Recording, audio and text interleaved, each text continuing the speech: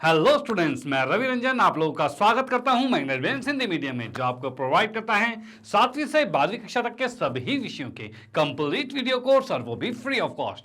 और ऐसा नहीं कि भाई एक चैप्टर या दो चैप्टर आपको फ्री करवाएं और उसके बाद कह दिया जाए भाई बाकियों के लिए सब्सक्रिप्शन लो, कोई सा चार्ज पे करो तब जाके कंप्लीट वीडियोस मिलेगी। तो भाई ऐसा यहाँ कुछ नहीं है, यहाँ आपको मिलता है best quality content, complete content, और इसके लिए आपको किसी तरह का कोई भी चार्ज नहीं पे करना। भाई ये तो बहुत अच्छी बात। चलो इसी बात के साथ करते हैं आज के सेशन को स्टार्ट। तो आज हम पढ़ने वाले हैं बहुपद चैप्टर और इसका करने वाले हैं क्विक रिवीजन, यानी कि सुपर 30 मिनट रिवीजन। यानी इस सुपर 30 मिनट रिवीजन के अंदर हम मात्र इस 30 मिनट के अंदर इस पूरे चैप्टर को फुल्ली रिवाइज करने वाले हैं, क्विक रिवीजन देने वाले हैं, जिसमें हम इसके कॉन्सेप्ट को भी समझेंगे और साथ ही साथ कुछ मोस्ट इंपॉर्टेंट क्वेश्चन जो आपके एग्जाम में बनते हैं, जिससे ये चैप्टर पूरा रिवाइज हो जाएगा, उसको हम यहाँ पे डिस्कस करने वाले हैं। तो भाई आखिर तक बने रहना और सेशन को अपने फ्रेंड सर्कल में जरूर शेयर कर देना कि भाई उनको भी इसका फायदा मिल पाए। तो भाई करते हैं सेशन को स्टार्ट। और स्टार्ट करने से पहले सबसे पहले मैं आपको थोड़ा इन्फॉर्मेशन देना चाहता हूं कि अगर आपने सैम्पल पेपर नहीं लिया भाई जरूर ले लीजिए, प्रैक्टिस करनी है, एग्जाम आ चुका है और प्रैक्टिस के लिए आपके अपने मैग्नेट ब्रेन ने लॉन्च कर दिया है सैम्पल पेपर। तो भाई सैम्पल पेपर को भी आप यहां से परचेज कर सकते हो, इसके लिए डिस्क्रिप्शन बॉक्स में लिंक है, वहां से आप इसको अप्लाई कर सकते हो।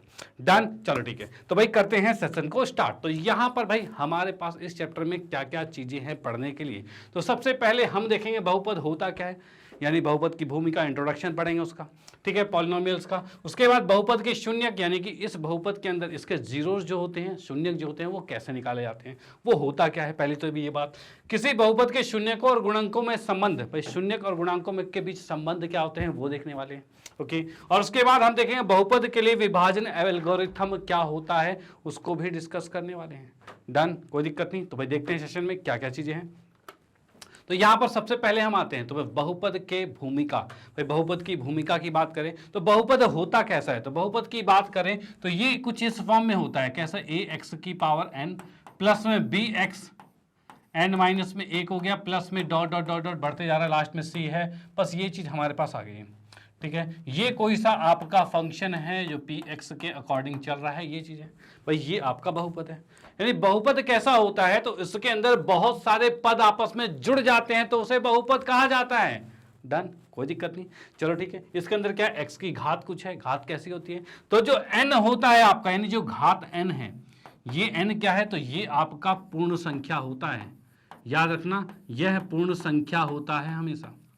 और पूर्ण संख्या क्या होता है, तो पूर्ण संख्या की बात की जाए तो 0 से स्टार्ट होता है, 1 2 3 ये बढ़ते जा रहा है, तो ये पूर्ण संख्या होता है। यानी n का मान कभी रूट में नहीं मिलेगा, कभी पॉइंट में नहीं मिलेगा, हमेशा इस फॉर्म में मिलेगा 1 2 3 4, तभी वह आपका बहुपद कहलाएगा, अदरवाइज बहुपद नहीं होगा। डन, कोई दिक्कत नहीं।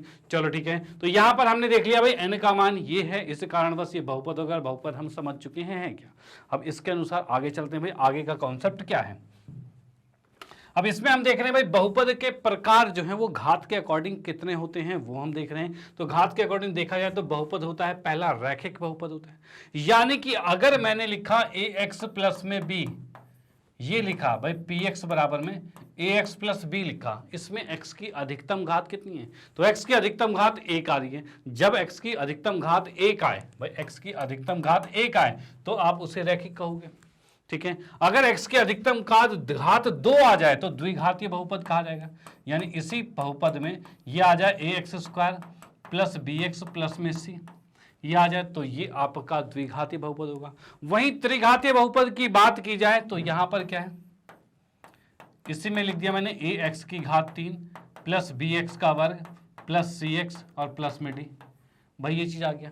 डन, जिसमें हम यहां पर देख सकते हैं ये x का मान, इसमें तो 2 आ रहा था, सॉरी x का नहीं x की घात, यानी कि n का मान है, यहां पर n का मान 1 है, n का मान 2 है और n का मान 3 आ गया। यानी इसके अंदर हम देख रहे हैं x की घात जो आ रही है, जो भी घात है वो आपका अधिकतम 3 होगा, उससे ज्यादा नहीं हो सकता। डन, कोई दिक्कत नहीं। तो ये चीज हमने लिख दिया त्रिघाती बहुपद। उसके बाद ये कांस्टेंट पॉलिनोमियल यानी स्थिर बहुपद क्या होता है, तो इसमें होती है कंफ्यूजन, जब आपके एमसीक्यूज आते हैं तो फंस जाते हैं भाई कांस्टेंट होता क्या है। तो मैं आपको यहां पर बता दूं, अगर किसी भी बहुपद के अंदर x हो ही ना, अर्थात मान लो मैंने सिर्फ a लिखा हुआ है, x नहीं है। x क्यों नहीं है, अगर x नहीं है तो मतलब क्या है, x नहीं का मतलब ये है कि इसके अंदर x की घात 0 रही होगी, और किसी की भगी भी घात, भाई किसी भी चीज की अगर घात 0 होती तो वो 1 होता है, और एक को अगर a से गुना करोगे तो a ही आएगा। यानी इस कंडीशन में ये लिख लो या फिर सिर्फ ये लिख लो, दोनों में से कुछ भी लिख सकते हैं। इस कंडीशन में n का मान कितना है, तो n के मान की बात की जाए तो इसमें घात जो है वो शून्य आएगा। यानी अगर किसी बहुपद में x की घात शून्य आ जाए तो वो आपका स्थिर बहुपद हो जाता है। डन, कोई दिक्कत नहीं, चलो ठीक है। उसके बाद नेक्स्ट है शून्य बहुपद क्या होता है। शून्य बहुपद की बात की जाए तो यहां पर क्या होगा भाई, px बराबर में शून्य हो जाएगा। यानी जो बहुपद शून्य होता है उसे शून्य बहुपद कहा जाता है। डन। अब शून्य बहुपद से क्या तात्पर्य, अब इसके अंदर कहा जाए कि भाई आपका n कितना होगा, तो n तो इसके अंदर है ही नहीं क्योंकि x तो दिख ही नहीं रहा। अगर मान लो मैं यहां पर x की घात 4 लिख दूं तो क्या कोई फर्क पड़ेगा, तब भी 0 हो गया। x की घात 10 लिखोगे तब भी 0 हो गया। यानी इसमें अंदर इसके अंदर होता क्या है, ये शून्य बहुपद तब होता है जब इसमें आपका अचर संख्या वो शून्य हो जाए। अगर अचर संख्या शून्य हो जाए तो आपका ये शून्य बहुपद हो जाएगा। यानी अगर a का मान शून्य कर दूं तो कोई सा भी हो, a b c सबका मान शून्य कर दूं तो वो पूरा शून्य हो जाएगा। भाई ये होता है। इस कारणवश इसमें n का मान जो होता है वो आपका इन्फिनिटी होता है, अनंत, कुछ भी हो सकता है, कोई दिक्कत नहीं। ठीक है, तो ये आपका शून्य बहुपद होता है। ये आपको याद होना चाहिए, एमसीक्यूज में पूछे जा सकते हैं कि भाई किसके कितनी घात होती है। ओके डन, तो इसका स्क्रीनशॉट ले लो। आते हैं नेक्स्ट पे और देखते हैं अगला पार्ट क्या कहते हैं। हाँ जी, तो नेक्स्ट है भाई बहुपद के शून्यक जो है, बहुपद के शून्यक की बात करते हैं। शून्यक से तात्पर्य यह है कि वह बहुपद में x का मान जिस पर वो शून्य हो जाता है। यानी अगर मैं यहां पर लिखता हूं भाई 2x प्लस में 2 बराबर में शून्य कर दिया, यानी शून्य नहीं, मैंने बस px लिखा। ठीक है, अब इसके अंदर क्या है, इसका शून्यक क्या होगा, तो शून्यक x का वह मान होगा जिस पर ये शून्य हो जाएगा। यानी अगर मैं यहां पर x की जगह -1 लिखूं तब इस पे क्या ये शून्य हो रहा है, तो भाई बिल्कुल शून्य हो रहा है, ये तो शून्य। यानी इसका शून्यक क्या हो गया, तो इसका शून्यक हो गया आपका -1 आ गया। तो इसका शून्य कितना आ गया, -1, ये इसका शून्यक है। यानी x का वह मान जिस पर बहुपद शून्य हो जाए उसे शून्यक कहते हैं। डन, कोई दिक्कत नहीं। चलो भाई ठीक है, आते हैं नेक्स्ट पे। नेक्स्ट की बात करते हैं तो यहाँ पर भाई किसी बहुपद के शून्यक और गुणांकों के बीच संबंध, जैसे कि भाई आपके इस सिलेबस में हमारे पास दो चीजें हैं। क्या, तो एक पहला द्विघाती बहुपद, जैसे कि मैंने लिखा px बराबर में ax² plus bx plus c है, और दूसरा हमारे पास क्या है, तो px बराबर में है ax की घात 3 प्लस में bx का वर्ग प्लस में cx प्लस में d। भाई ये चीज हो गया। डन, ये चीज आ गई है। अब इसके अंदर हम देखते हैं a b c, ये तीन चीज आ गई है। क्या भाई, a b c तीन चीज आ चुकी है। ओके, अब इसमें शून्यक कैसे होते हैं, तो शून्यक में इसमें मानू अगर घात 2 है, याद रखना किसी भी बहुपद में x की जितनी अधिकतम घात होती है अधिकतम उतने ही शून्य होते हैं। ओके, यानी इसके शून्य कितने होंगे, 2 होंगे। तो भाई इसके शून्य क्या है, तो मैं इसके शून्य की बात करूं, ये आपके 2 हैं, एक अल्फा है और एक बीटा है। ठीक है, इसके शून्य की बात करूं तो ये आपके 3 होंगे, एक होगा अल्फा, एक होगा बीटा और एक होगा गामा। भाई ये चीज होगा, अल्फा बीटा गामा 3 चीज होगी। ओके, इसके 3 शून्य के, इसके 2 शून्य के। संबंध की बात की जाए तो इसमें शून्य का जो योग होता है, यानी अल्फा प्लस बीटा जो शून्य का योग है वो होता है -b/a, और शून्य का जो गुणांक होता है ये होता है c/a होता है। डन, कोई दिक्कत नहीं। इसकी बात करते हैं तो इसमें शून्य का जो योग होता है अल्फा प्लस बीटा प्लस में गामा, ये कितना होता है, तो ये होता है -b/में, और शून्य के गुणा का योग जो होता है अल्फा बीटा, बीटा गामा और गामा और अल्फा, ये तीनों मिलकर होता है c/a होता है। डन, और तीसरी बात क्या होती है, तो अल्फा बीटा और गामा इन तीनों का होता है -d/a।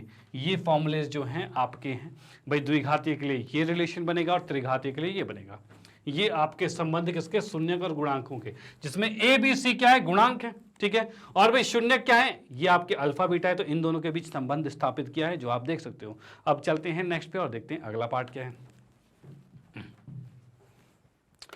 तो भाई यहां पर भाई इसमें आते हैं इसके क्वेश्चंस पर। क्वेश्चन में क्या है, तो इसमें प्रश्नोत्तर की बात करते हैं। तो प्रश्नोत्तर में भाई ये क्वेश्चन आपका 1 नंबर में आ ही जाता है।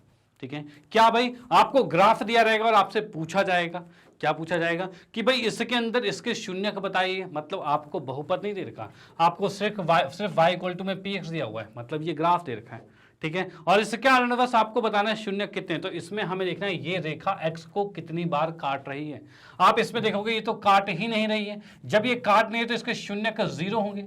ये एक बार काट रहा है तो इसका शून्य 1 होगा, ये आपका 1 2 और 3 बार काट रहा है तो शून्य 3 आ रहा है। इसमें भाई ये 1 और 2 बार काट रहा है तो भाई 2 आ रहा है। इसमें 1 2 3 और 4 बार काट रहा है तो 4 दिखा। इसमें 1 2 3 बार काट रहा है तो भाई 3 लिख दिया।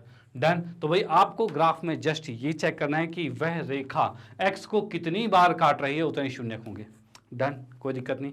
चलो भाई ठीक है, तो भाई आप इसका स्क्रीनशॉट ले लो। आते हैं नेक्स्ट पे, भाई ये बहुत ही इंपॉर्टेंट था। अब चलते हैं नेक्स्ट क्वेश्चन पे और देखते हैं भाई वो क्या क्या कहता है।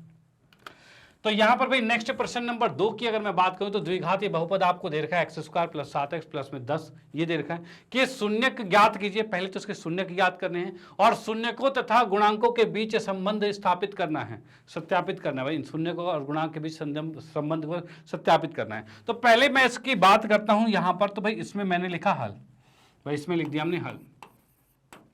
हल की अगर मैं यहां पर बात करूं तो भाई जैसा कि समीकरण हमारे पास क्या है, तो x² + में 7x + में 10। अब इसके बराबर शून्य लिखोगे तभी शून्य का इसके करने पड़ेंगे गुणनखंड। इसको ऐसे तोड़ना है जिनको जोड़ने पर 7 है, गुणा करने पर 10 है। तो भाई क्या आ रहा है, तो भाई 5 और 2 बिल्कुल आराम से। x² 5x + में 2x और प्लस में 10 बराबर में शून्य आ रहे हैं। अब इसको जैसे देखा तो भाई x कॉमन लिया तो x + 5 और यहां पर 2 कॉमन लिया तो फिर से x + 5 बराबर शून्य। यहां से x + 5 सेम है तो सेम को एक बार कॉमन लेके अलग कर दिया और बच गया सिर्फ x + 2 और बराबर में शून्य। अब इनको अलग अलग करेंगे तो x + 5 बराबर में शून्य है और x + 2 बराबर में शून्य है और यहां से x का मान -5 आ गया और x का मान -2 आ गया। भाई ये चीज आ गई है। डन। चलो ठीक है, x के 2 मान आ गए, -5 आ गया, -2 आ गया, इसमें कोई दिक्कत वाली बात नहीं है। चलो ठीक है, अब इसी में ये जो 2 चीजें आई हैं, यही आपका एक अल्फा है -5 और एक बीटा है जो कि -2 है। ठीक है, और इसी क्वेश्चन में मैं कहूं अगर ये आपको देखा इसी के अनुसार जो आपका ABC यानी गुणांक है, क्योंकि तो यहाँ पर शून्यकों तथा गुणांकों की बात करते हैं, तो भाई यहाँ पर मैं गुणांक की बात करता हूं। गुणांक में a जो है, a क्या आएगा, तो a की अगर मैं बात करूं तो x² का गुणांक क्या है, तो भाई 1 है। तो x का गुणांक 1 है क्योंकि हमें पता है जो समीकरण आपका द्विघातीय बहुपद होता है ax² bx + में c होता है, यानी x के गुणांक को a कहते हैं, यानी a कितना है, 1 है तो 1 लिखा। भाई b कितना है तो 7 है और c कितना है तो भाई 10 है। ये तीनों चीज आ गई है। डन, ये तीनों चीज आ गई। अब इसके अंदर क्या है भाई, हम देखेंगे दोनों के योग यानी अल्फा + बीटा का योग, और ये कितना आएगा तो भाई -b/में आएगा। ठीक है भाई, ये चीज हमने पढ़ा था और साथ में हमने पढ़ा था भाई अल्फा गुने बीटा ये होता है c/a। अब इसको चेक करते हैं क्योंकि इसे सत्यापित करना था। तो भाई अल्फा बीटा हम देख पा रहे हैं -5 और -2 था, भाई -5 और -2 है। यहाँ पर -b मतलब -7/1 है जो कि आ रहा है -7 बराबर में -7 आ रहा है। डन, ये दोनों चीज आ रही है, -7/-7 आ रहा है, यानी कि LHS बराबर में RHS आ रहा है। भाई LHS बराबर में RHS आ गया। डन, कोई दिक्कत नहीं, मतलब ये सत्यापित हो गया। इसकी बात करते हैं तो यहां पर भी आपका -5 गुने में -2 आ रहा है, भाई -5 गुने में -2। और यहां पर की बात करें तो c है 10 और बटे में 1, यानी कि हम देख पा रहे हैं माइनस प्लस जगह 5 दूनी 10 और 10, यानी इसमें भी हमने LHS को RHS के बराबर कर दिया है। डन भाई, इसमें भी बराबर कर दिया है, यानी कि हम इसको सत्यापित कर चुके हैं। ऐसे क्वेश्चन भी आपके आते हैं जो कि आपको आने चाहिए। यहाँ पर हमने शून्यक के योग और गुणनफल को सत्यापित कर दिया है। अब चलते हैं नेक्स्ट पे और देखते हैं अगला क्वेश्चन क्या कहता है। अगले क्वेश्चन की बात की, द्विघाती बहुपद ज्ञात कीजिए जिसके शून्यकों के योग तथा गुणनफल आपको दिए हुए, यानी कि क्वेश्चन के अंदर भाई शून्यक का योग जो है वो आपको पहला -3 दे रखा है, शून्यक का गुणनफल जो है यानी अल्फा बीटा की बात करें ये 2 दे रखा है। इस अनुसार अगर मैं कहूं द्विघातीय बहुपद, तो बहुपद क्या होता है, तो बहुपद की बात करें तो भाई ये होता है आपका x² माइनस में अल्फा + बीटा, x प्लस में अल्फा बीटा, भाई ये होता है आपका बहुपद। ठीक है, अब इसके अनुसार कहा जाए तो x² तो ठीक है, अल्फा + बीटा -3 था, माइनस प्लस यानी +3x आएगा, अल्फा गुने बीटा मतलब 2 आ गया। भाई ये चीज आपके पास आ गई, यानी px कितना आ चुका है, भाई ये आ गया x² प्लस में 3x प्लस में 2। डन, कोई दिक्कत नहीं। तो बस आपको अगर 2 शून्य पता है तो आप एक बार में सीधे आंसर निकाल सकते हो इस छोटे से फॉर्मूले से। ओके, अब आते हैं नेक्स्ट पे और देखते हैं अगला क्वेश्चन वो क्या कहता है, उसको भी करेंगे बेहतरीन तरीके से। तो यहां पर देखते हैं नेक्स्ट क्वेश्चन। ये कह रहा है कि भाई हमारे पास त्रिघातीय बहुपद दे रखा है ये, ठीक है, उसके शून्य के ये 3 दे रखे हैं, यानी कि मैं इस क्वेश्चन में देखूं तो भाई आपको पता है अल्फा दे रखा है कितना, तो 3, भाई बीटा दे रखा है कितना, -1, और गामा जो दे रखा है वो दे रखा है -1/3, ठीक है भाई। अब इसके शून्य को तथा गुणांकों के बीच संबंध सत्यापित करना है, यानी कि भाई फर्स्ट मैं यहाँ पर चेक करता हूँ अल्फा प्लस बीटा प्लस में गामा, ठीक है, जो कि होता है -b/a होता है। इसके अकॉर्डिंग b देखा जाए तो यहां पर भाई इसी में a कितना है, तो भाई x³ का गुणनखंड 3, b है जो वो -5 है, c जो होता है x का गुणांक यानी -11, और d की बात करें तो भाई -3, ये चीज आ गया। ओके, अब इन सारी वैल्यूज को यहां पर रखेंगे जिस अनुसार रखा गया है। अल्फा बीटा गामा तीनों के नाम है तो तीनों को रखा भाई। 3 अल्फा है, माइनस में 1 है, प्लस में माइनस में गामा यानी 1/3, बराबर में माइनस है, और b कितना है तो भाई -5, और बटे में a कितना है तो भाई 3 है, ये चीज आ गया। अब इसके अंदर क्या है, 3 में से 1 गया 2, और इसको हम लेते हैं 2 - 1/3, इधर भाई माइनस प्लस 5/3 आ गया, 3 दूनी 6 में से 1 गया 5/3 आ गया भाई, बराबर आ गया, यानी पहली चीज तो सत्यापित होगी, नो प्रॉब्लम। अब आते हैं नेक्स्ट पे दूसरी बात भाई क्या है, अल्फा बीटा, भाई बीटा गामा और गामा अल्फा, भाई ये है, और ये होना चाहिए क्या, तो ये आपका होगा भाई c/a होगा।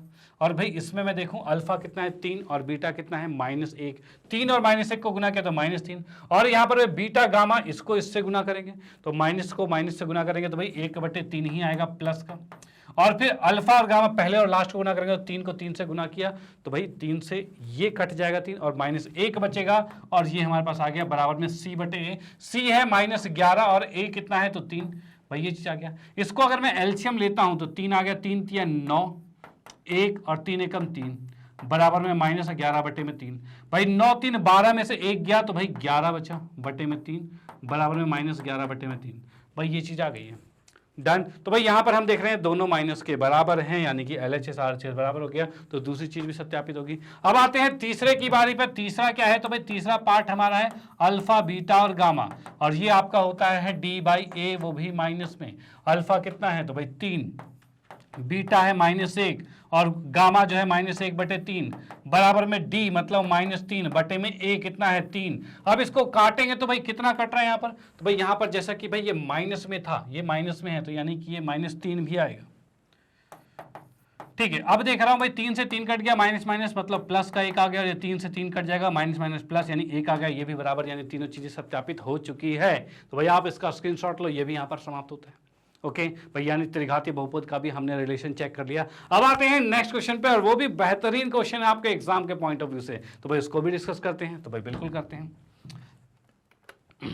तो यहां पर भाई क्वेश्चन जो नेक्स्ट वाला है, यदि बहुपद f(x) बराबर ये है, ठीक है, जहां पर शून्यक अल्फा बीटा, मतलब इसका शून्यक अल्फा बीटा आपको दे रखा है, ठीक है भाई। अब इसने कहा α² प्लस β² प्लस अल्फा बीटा बराबर 21/4 को संतुष्ट करते हैं, मतलब ये सेटिस्फाई कर रहा है, तो k का मान ज्ञात कीजिए। अब देखो इसके लिए क्या करना पड़ेगा, तो यहां पर भाई मैंने लिखा क्या, हल लिख दिया इसमें, और इसके अंदर जैसा कि क्वेश्चन में कह रखा है कि भाई α² प्लस में β² प्लस में अल्फा बीटा बराबर में 21/4 है, डन। तो हम क्या करते हैं इसके अंदर, ये 21/4 में मैं इसी में अगर मैं प्लस अल्फा बीटा करूं और माइनस अल्फा बीटा करूं तो कोई दिक्कत वाली बात नहीं, सेम चीज़ है, प्लस माइनस किया बराबर में 21/4 ही आएगा। यहां पर हम देख सकते हैं भाई α² प्लस β² प्लस में 2 अल्फा बीटा, यानी ये क्या आ रहा है, अल्फा प्लस बीटा का होल स्क्वायर आ रहा है, यानी ये कर दिया अल्फा प्लस बीटा का होल स्क्वायर आ रहा है, और माइनस में अल्फा बीटा आ गया, भाई ये 2 अल्फा बीटा था ना, तो फॉर्मूला वही बन रहा है, बराबर में 21/4 है, डन। अब इसी के अंदर क्वेश्चन में जैसा कि हमने देखा था, इसके अकॉर्डिंग यहाँ पर भाई a कितना है, तो भाई इसके अकॉर्डिंग a हमारे पास 2 है, b 5 है और c k है, और इसमें मैं देखूंगा अल्फा प्लस बीटा यानी -b/a होता है, यानी भाई -5/2 आएगा। और अल्फा गुने बीटा की बात करें तो ये आएगा c/a आएगा, ठीक है, और c कितना है 2, और a की बात करें तो भाई k है, और a की बात करें तो 2 आ गया, भाई c k है और a की बात करें तो 2 आ जाएगा, डन। ये चीज आगे इसको उठाकर यहाँ पर रख देते हैं। तो भाई मैंने यहाँ पर इसको रखा, तो अल्फा प्लस बीटा की बात करें तो -5/2, भाई -5/2 का वर्ग आ गया, डन। माइनस में अल्फा बीटा यानी कि कितना है k/2, तो भाई इसको लिख दिया k/2 लिख दिया, और बराबर में 21/4 है, डन। इसको सॉल्व किया तो ये कितना आ रहा है, तो भाई 25/4 आ रहा है, इसको उठाकर इधर लाएंगे तो -21/4 है, बराबर में k/2 है। इसको जब घटाते हैं तो 4/4 आ गया भाई, एलसीएम 4 है, ऊपर से घटा 4 आ गया, और बराबर में k/2 है। इसको काटा तो एक पर ये उस साइड जाएगा तो भाई 2 बराबर में k, यानी कि k का मान 2 आ चुका है, कोई दिक्कत नहीं है। ओके, तो ये क्वेश्चन भी समाप्त, डन। तो भाई इसका भी आप स्क्रीनशॉट ले लो, फिर हम चलते हैं नेक्स्ट पे और देखते हैं भाई अगला क्वेश्चन, वो भी आपका बेहतरीन है, एग्जाम में बिल्कुल आते हैं, उनको भी करते हैं डिस्कस। ओके चलो, ओके तो नेक्स्ट हमारे पास भाई छठा क्वेश्चन जो हम देख पा रहे हैं, अल्फा और बीटा इसके क्या है, शून्यक है। ये एक आपका द्विघाती बहुपद है, उसके शून्यक अल्फा बीटा है, ठीक है भाई। तो मान ज्ञात कीजिए इन सब का, देखो इन सब के अगर आपको मान ज्ञात करने हैं तो इसके अंदर भाई सबसे पहले इसका रिलेशन जो हमें पता है भाई, इसका हल जब करेंगे तो हल के अंदर भाई हमें पता है शून्यक अगर अल्फा प्लस बीटा है, मतलब अल्फा और बीटा इसके शून्यक थे, यानी अल्फा प्लस बीटा क्या होगा -b/a, यानी ये हमें पता है -b/a है, और अल्फा इंटू बीटा है, ये क्या आएगा तो c/a आएगा। डन भाई, ये चीज आ गया भाई, प्लस में -b/a और गुणा में c/a आ गया, डन, कोई दिक्कत नहीं। चलो भाई ठीक है, अब इसके बाद हम आते हैं किस पे, तो फर्स्ट पार्ट पर आते हैं। यहाँ पर भाई फर्स्ट पार्ट जैसा कि पता है अल्फा स्क्वायर प्लस में बीटा स्क्वायर हमें ज्ञात करना है। तो जब ऐसी चीज आ जाए ना तो इसको थोड़ा सा कन्वर्ट करना होता है, कैसे, तो भाई यहां पर हम करते हैं प्लस में 2 अल्फा बीटा और माइनस में 2 अल्फा बीटा। भाई ये चीज करेंगे, यानी a alpha square beta square plus 2 alpha beta, यानी कि इसको लिखा जा सकता है अल्फा प्लस बीटा का होल स्क्वायर लिखा जा सकता है यहां तक, और माइनस में 2 अल्फा बीटा है। और जैसा कि मैं इसमें देख रहा हूं अल्फा प्लस बीटा का मान -b/a है, यानी लिखा भाई -b/a में a का वर्ग आ गया, माइनस में 2 अल्फा बीटा, तो 2 तो ठीक है, अल्फा कितना है c, अल्फा बीटा कितना c/a, ये आ गया। इसको अगर हम सॉल्व करते हैं तो ये कितना आ रहा है, तो भाई ये हमारे पास आ रहा है भाई माइनस का square b square by a square आएगा, माइनस में 2c/a में a आ जाएगा, ठीक है। इसका एलसीएम भी लेते हैं, एलसीएम का लेना, ऐसे छोड़ो, बात खत्म, कोई दिक्कत नहीं, ये आपका आंसर आ गया। ओके अब आते हैं इसी के सेकंड पार्ट पर, दूसरे पार्ट को देखते हैं। तो भाई इसका स्क्रीनशॉट ले लो, मैं दूसरे पार्ट को करता हूं, इसको करता हूं इरेज। तो भाई सेकंड पार्ट की बात करते हैं तो अल्फा बटे बीटा है, यानी कि यहां पर लिख दिया भाई अल्फा बटे बीटा प्लस में बीटा बटे में अल्फा है, ठीक है भाई, ये चीज आ गई है, अल्फा बटे बीटा है और बीटा बटे में अल्फा है। ओके अब इसके अंदर क्या करते हैं भाई, इसका एलसीएम हम ले लेंगे, तो एलसीएम लेंगे तो भाई क्या आएगा, तो अल्फा बीटा आएगा, और ये अल्फा इधर गुना होगा तो अल्फा स्क्वायर आ गया प्लस में बीटा स्क्वायर आ गया, डन, ये चीज आ गया। जैसा कि अभी थोड़ी देर पहले इसके वक्त में किया था वही चीज इसमें करेंगे, यानी कि इसको हम लिख सकते हैं क्या, इसी को लिख सकते हैं अल्फा प्लस में बीटा का होल स्क्वायर माइनस में 2 अल्फा बीटा, यानी बार बार कंप्लीट करने की जरूरत नहीं है, इसको डायरेक्ट लिख सकते हैं इसे। ओके और नीचे आ गया अल्फा बीटा, इसको अगर हम सॉल्व करते हैं तो सॉल्व करते क्या आ रहा है, तो ये आपका कितना आ रहा है, अल्फा प्लस बीटा -b/a में a है, इसका वर्ग है, माइनस में 2c/a में a है, और इसके बटे में अल्फा बीटा यानी c/a है। भाई ये चीज आ गया, नो प्रॉब्लम, चलो ठीक है। अब इसको अगर हम सॉल्व करते हैं तो कितना आएगा, तो भाई ये आएगा b स्क्वायर बाई में a स्क्वायर है, माइनस में 2c/a में a है, और इसी को अगर मैं इसके बटे में क्या है, c/a है। इसको अगर हम देखते हैं तो भाई a इसका एलसीएम लिया और इसके a स्क्वायर इसका एलसीएम आएगा, और इस अकॉर्डिंग क्या हो रहा है, तो भाई यहाँ से a स्क्वायर एलसीएम है तो ये b स्क्वायर आएगा, माइनस में 2ca आएगा, इसको गुणा करेंगे तो यहाँ से c आएगा, ठीक है भाई, और ये a ऊपर से गुना होगा यानी ऊपर a आ जाएगा, यानी ये इसका आंसर हो गया, किसका, सेकंड पार्ट का हो गया, डन, नो प्रॉब्लम। तो भाई आपको बस ये जानना है इससे आप इसमें कैसे कन्वर्ट करोगे, बाकी तो जो भी वैल्यूज है वो यहाँ पर रखनी होगी। भाई आपको बस अल्फा प्लस बीटा अल्फा गुने बीटा यही आता है भाई, ये 2 चीज पता है जिसको रख सकते हैं। अब 2 चीज पता है तो इसको इस फॉर्म में कन्वर्ट करना है, उसके बाद भाई बस वैल्यू रखो, आंसर आएगा। ओके चलो ठीक है, अब आते हैं इसके थर्ड पार्ट पे, तीसरे पार्ट को देखते हैं भाई वो कैसे होने वाला है, ठीक है भाई। हाँ जी, तो यहाँ पर भाई थर्ड पार्ट की अगर मैं बात करता हूँ तो ये लिख रहा है भाई एक अल्फा क्यूब प्लस में beta, sorry alpha beta cube. हाँ अब देखो इसका फॉर्मूला क्या था, तो इसका फॉर्मूला ए क्यूब प्लस बी क्यूब का, तो इसका फॉर्मूला आपका है अल्फा का प्लस में बीटा और साथ में अल्फा स्क्वायर प्लस में बीटा स्क्वायर माइनस में अल्फा बीटा, भाई ये फॉर्मूला हुआ करता है, ठीक है भाई। अल्फा प्लस बीटा इसका मान हमें पता है तो भाई इसको रख देते हैं, -b/a में a आ गया।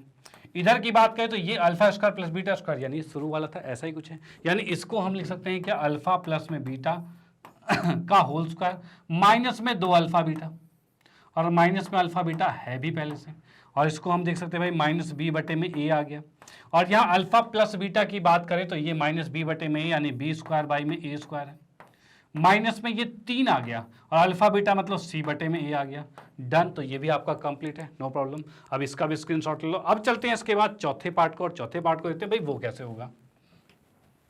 भाई देखो क्या है, आपके एग्जाम में यही पैटर्न पूछे जाते हैं। ये सारे पैटर्न अगर आपको पता है तो यहाँ उलझोगे नहीं आप, यही उलझाने वाले क्वेश्चन है, और वो आ गए फिर तो मजा आ जाएगा। ओके, तो भाई यहाँ पर भाई मैं जाता हूँ भाई चौथे पार्ट पे। तो चौथा पार्ट देखो यहाँ पर क्या है, तो ये कह रहा है भाई 1 बटे में अल्फा का क्यूब प्लस में 1 बटे में बीटा का क्यूब, और ये किसके बराबर होगा, तो इसमें भी हम एलसीएम लेंगे। एलसीएम लेंगे तो यहाँ पर आ जाएगा अल्फा क्यूब और बीटा क्यूब आ जाएगा। ठीक है, इसको ऊपर भेजेंगे तो ये बीटा क्यूब आ जाएगा, और प्लस में ये ऊपर आएगा तो ये अल्फा क्यूब आ जाएगा। यानी कि अब देखिए यहाँ पर तो अल्फा बीटा आ गया, लेकिन ऊपर जो था वो ऊपर वाले क्वेश्चन से रिलेट कर गया बिल्कुल। ओके, अब रिलेट कर गया, इसका मतलब क्या होगा, तो भाई ऊपर वाले को मैं लिख सकता हूँ क्या, अल्फा प्लस में बीटा, और यहाँ पर क्या आएगा अल्फा स्क्वायर प्लस में बीटा स्क्वायर माइनस में अल्फा बीटा, और नीचे की बात करें तो ये है अल्फा बीटा का होल क्यूब है। भाई ये चीज आ गया, डन। अब इसके बाद नेक्स्ट की बात करते हैं, तो ये अल्फा प्लस बीटा भाई, यानी कि भाई माइनस बी बटे ए, ये लिखा है, पहले मैं लिख ही देता हूँ इसको नॉर्मली, अल्फा प्लस बीटा, और इसके लिए क्या आएगा, तो ये आ जाएगा भाई अल्फा प्लस बीटा का होल स्क्वायर और माइनस में 2 अल्फा बीटा। भाई इस चीज को हम ऐसे लिख सकते हैं, उसका माइनस अल्फा बीटा है ही तो इसको भी माइनस अल्फा बीटा कर दिया। ठीक है, और बटे में इसके कितना आ गया, तो बटे की बात करें तो अल्फा बीटा का क्यूब आ जाएगा।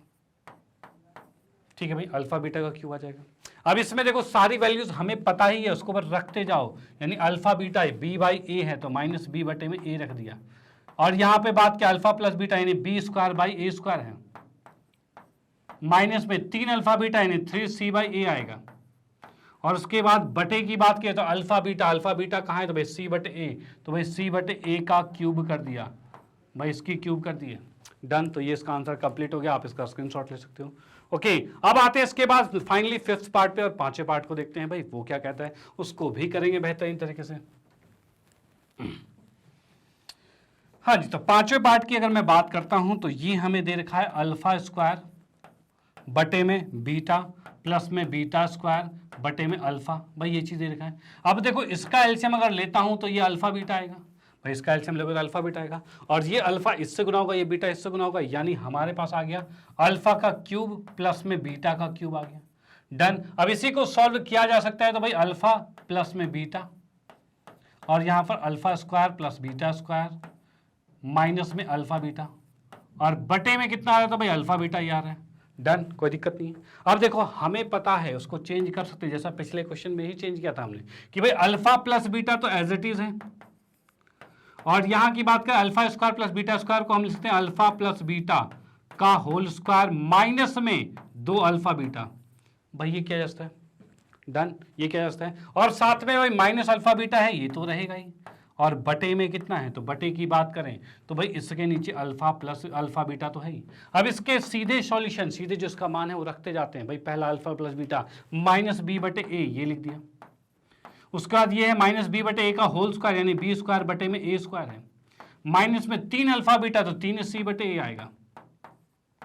उसके बाद नीचे की बात करें तो ये है सी बटे ए, भाई ये चीज आ गया, यानी यहां पर ये 5वां पार्ट भी कंप्लीट होता है। डन, 5वां पार्ट भी कंप्लीट होता है, और इसी के साथ आज का सेशन भी यहां पर समाप्त होता है। भाई इसी के साथ आज का सेशन यहाँ पर समाप्त हो गया, जिसके अंदर हम देख पा रहे हैं भाई छठा क्वेश्चन बिल्कुल कंप्लीट हो चुका है। ओके, और ये आपके सारे फॉर्मेट जो पूछे जाते हैं एग्जाम में वो हम कवर करवा चुके हैं, और इसके कॉन्सेप्ट भी आपको बता चुके हैं। तो भाई इस सेशन को अपने फ्रेंड सर्कल में जरूर शेयर कर देना, क्योंकि ये एक आपके द्विघात समीकरण का क्विक रिवीजन था जो कि आपके एग्जाम में आपको बहुत हेल्प करने वाला है। ओके, तो चलो भाई ठीक है, तो आज के सेशन को यहाँ पर समाप्त करते हैं, और मिलेंगे नेक्स्ट क्लास में नेक्स्ट चैप्टर के साथ, और उसमें भी करेंगे 30 मिनट में पूरे चैप्टर को कंप्लीट। ओके, तो भाई अब आते हैं फाइनली भाई मैग्नेट ब्रेन के बारे में। जैसा कि आप लोगों को पता है कि भाई मैग्नेट ब्रेन एक ऐसा प्लेटफॉर्म है जो आपको प्रोवाइड करता है केजी से 12 क्लास तक के सभी विषयों के कंप्लीट वीडियो कोर्स, और वो भी फ्री ऑफ कॉस्ट। और ऐसा नहीं कि भाई 1-2 चैप्टर फिर उसके बाद पैसा, तो भाई ऐसा कुछ नहीं है।